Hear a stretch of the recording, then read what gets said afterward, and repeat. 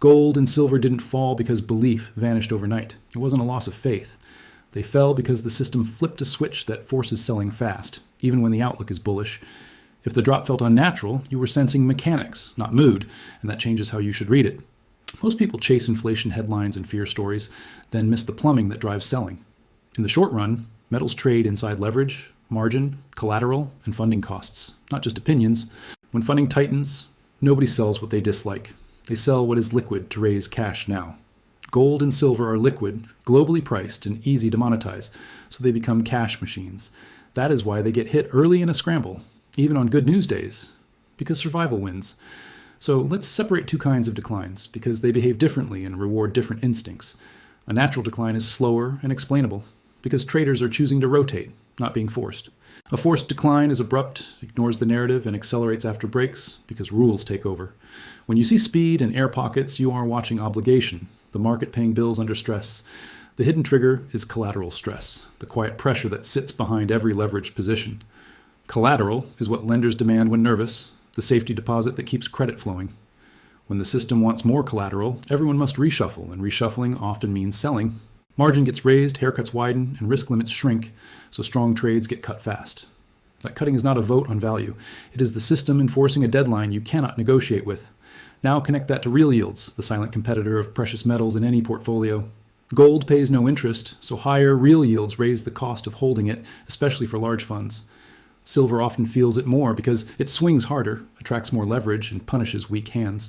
Direction matters, but speed matters more because speed changes the margin math inside portfolios. A fast jump in yields can trigger margin calls, turning one move into a chain reaction. Suddenly, the goal becomes cash, not conviction, and selling spreads, because cash clears every debt. The dollar often strengthens during that squeeze, tightening conditions again and amplifying pressure. When the dollar rises fast, global funding feels tighter, and leveraged trades everywhere start to wobble. That is why metals can fall even when inflation talk is loud, because the immediate need is dollars. The system trades the expected policy path, not the emotion of the headline, and the path can shift fast. Markets price surprises and expectations, and they hit fast clock traders before slow buyers appear.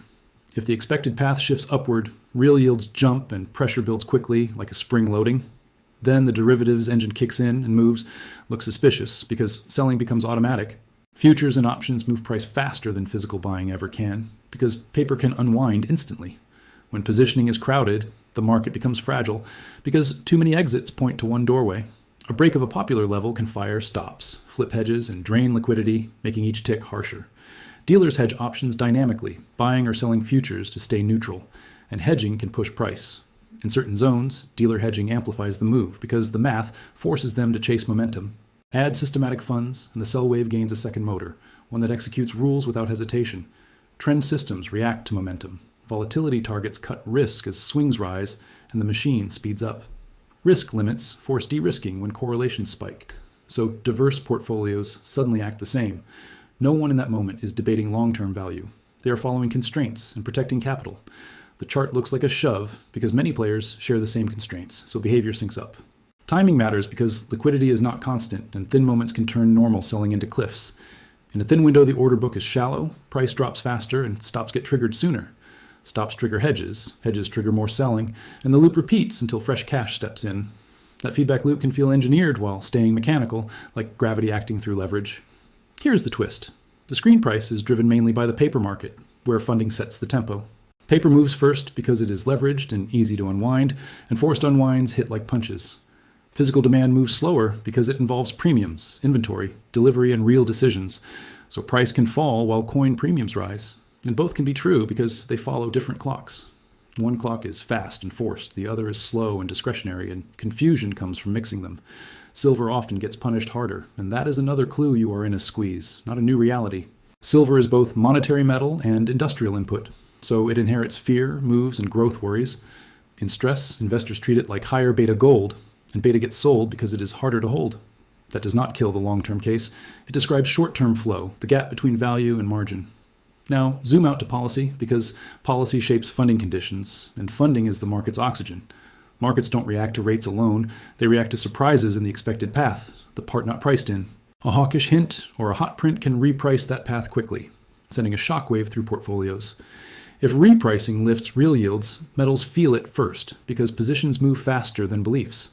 Gold can fall on inflation news if the response looks tougher because tougher policy raises carry costs. The fast clock trades the reaction function, not the meme of the day, and it trades in seconds. So what should you watch to catch the trigger before it hits again? And stop being surprised by speed. Start with real yields and focus on acceleration, because acceleration is what breaks balance sheets. Then watch the dollar rising with yields, because that combination screams tightening. Watch equity volatility and credit spreads, because stress there raises cash demand and forces selling. Watch short-term funding signals, because collateral scarcity shows up first before charts admit it. Watch positioning, because crowded trades break harder and the crowd rarely admits it is crowded. When everyone leans the same way, the market needs only a small push, and rates often provide it.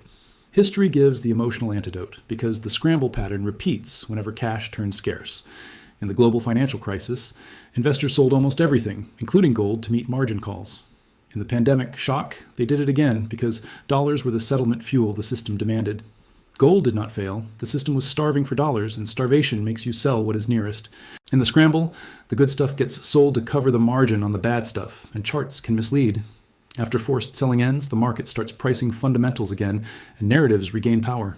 This is when the slow clock reasserts itself, and recoveries can surprise you because pressure fades. Keep two clocks in mind: slow fundamentals and fast mechanics, and never let fast rewrite slow. Slow is debt, deficits, credibility, and long-run purchasing power, the reason metals matter at all. Fast is margin, funding, positioning, and rules that prevent ruin, the reason price can whip around. When fast panics, price can mislead you about slow for a while, and that is when discipline matters. To diagnose a drop, ask one question that cuts through the noise and makes the chart honest. Who was forced to sell today, and what constraint made them do it? Because the constraint is the headline. If the answer is leverage, margin, or risk limits, you saw a liquidity event, and it ends with cash.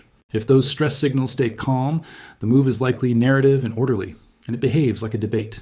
Finally, name the trigger, and you stop reacting. Start observing, and observation creates edge. Finally, name the trigger, and you stop reacting. Start observing, and observation creates edge. Finally, name the trigger, and you stop reacting. Start observing, and observation creates edge. Finally, name the trigger, and you stop reacting. Start observing, and observation creates edge. Finally, name the trigger, and you stop reacting. Start observing, and observation creates edge. Finally, name the trigger, and you stop reacting. Start observing, and observation creates edge.